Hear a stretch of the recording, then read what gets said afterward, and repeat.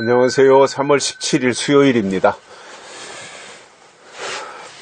오늘 말씀은 사도행전 4장 19절입니다. 베드로와 요한이 대답하여 가로되 하나님 앞에서 너희 말 듣는 것이 하나님 말씀 듣는 것보다 옳은가 판단하라. 아멘. 우리가 살아가면서 많은 선택을 하게 됩니다. 옷을 사러 가면 어떤 옷을 살까? 이 옷을 살까? 저 옷을 살까? 이 색깔을 살까? 저 색깔을 살까? 선택의 기로에 서서 갈등할 때가 참 많습니다. 식당에 음식을 먹으러 가도 이 음식을 먹을까? 저걸 먹을까? 된장찌개를 먹을까? 김치찌개를 먹을까? 짜장면을 먹을까? 짬뽕을 먹을까? 선택을 합니다. 인생은 선택인 것 같아요. 그래서 어느 대학교를 갈 거냐, 학교에 대한 선택. 또 대학교를 졸업하면서는 어느 직장으로 갈 거냐, 삼성으로 가냐, 현대로 가냐, SK로 가냐, 대한항공으로 가냐, 아니면 공기업으로 갈 것이냐 하는 것에 대한 선택의 기로에 서서 고민하게 되죠. 그러다가 직장을 잡고 안정이 되면 결혼을 하기 위해서 배우자에 대한 선택을 하게 됩니다. 그래서 저는 그 인생이라고 하는 것, 이제 어느 정도 나이가 들어 철이 들고 나면 계속된 선택 속에서 살아가는 것 같아요. 사람이. 선택의 연속이에요. 신앙도 마찬가지라고 봅니다. 물론 하나님이 우리를 선택하신 거죠. 하나님이 우리를 선택하셔서 여기까지 온 건 맞는데 우리도 선택하잖아요. 참과 거짓 싸울 때 어느 편에 설 것인가 선택을 하잖아요. 교회에 대한 선택도 우리가 필연적으로 해야 되잖아요. 영적인 교회와 육적인 교회가 있으니까 신앙에 대한 선택, 교회에 대한 선택, 또 설교자에 대한 선택 이런 것들이 있잖아요. 근데 오늘 말씀에서도 보면은 베드로와 요한이 그 관원들이나 유대인들에게 대답한 거예요. 너희 말 듣는 것이 하나님 말씀 듣는 것보다 옳은가 판단하라. 이렇게 아주 멋있게 대답을 했어요. 그러니까 왜 이러한 대답을 할 수밖에 없냐면 베드로와 요한을 통해서 이제 성령 받고 나서 기사와 이적이 많이 나타나고 많은 사람들이 따르잖아요. 왜냐하면 병도 고치고 하니까.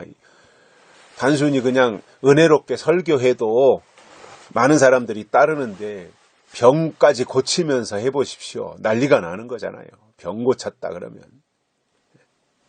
수만 가지의 병이 지구촌에 존재할 텐데 그 중에서 위암 하나 고쳐보십시오. 위암 환자들 전국에서 아니면 세계에서 다 몰려오지 않겠습니까? 요즘같이 코로나가 창궐하는 이때에 정말 기도해가지고 코로나 고쳤다 그러면은 지구촌이 다 뒤집어지지 않겠습니까? 그래서 베드로와 요한이 성령 받았죠. 성령 받은 자가 새로운 말씀을 증거하니까 사람들이 귀가 솔깃하고 또 그동안에 듣던 내용과는 전혀 다른 것들이 막 능력 있게 선포되니까 그 말씀에도 사로잡혔죠. 그런데다가 병 고치죠. 그러니 그 지역이 다 아주 발칵 뒤집힐 상황이 되잖아요. 발칵 뒤집히는 거잖아요. 아주 그 지역 전체가. 그러니까 관원들이나 그 당시에 어떤 유대교 지도자들 이런 사람들이 이제 가만히 보니까 그것을 주도하는 사람들이 베드로이고 요한인데 거침없이 말을 한단 말이에요. 하나님 말씀을 증거하는데 거침없이 하는 거예요. 그러니까 가만히 보니까 저 사람들이 가말리엘 문화생도 아니고 바리새인 중에 바리새인으로 무슨 그 좋은 학교에 다닌 것도 아니고 학문이 없는 사람들인데 저렇게 하는 것을 보고는 이상히 여긴 거죠. 근데 저 사람들이 과거에 예수라는 분을 쫓아다닌 것도 다 알고요. 근데 거기에 병이 나은 사람도 베드로, 요한과 같이 서 있단 말이에요. 근데 그 동네에서 뭐 아무 개가 병들었었고 죽을 병에 걸렸었다라는 거 다 알 텐데, 그 사람이 어느 날 갑자기 안수기도 받았다라고 하면서 베드로와 요한과 같이 서 있는 것을 보니까 할 말이 없는 거잖아요. 그래서 그 사람들끼리 모여가지고 의논을 한 겁니다. 자, 저렇게 다니면서 계속 말씀 증거하면 사람들이 감동받고 또 병 고치고 표적이 나타나고 하니까 예루살렘에 이러한 소식이 다 퍼졌다.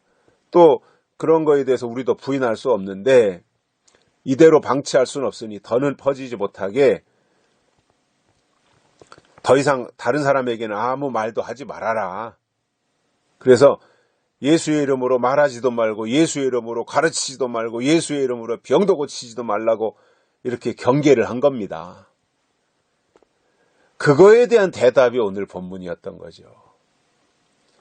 하나님 앞에서 너희 말 듣는 것이 하나님 말씀 듣는 것보다 옳은가 판단하라. 기가 막힌 대답이잖아요. 성령의 사람은 분별도 하지만 성령의 사람에게는 하나님이 대답할 말도 예비해 주시는 거예요. 너무 멋진 대답을 한 거거든요.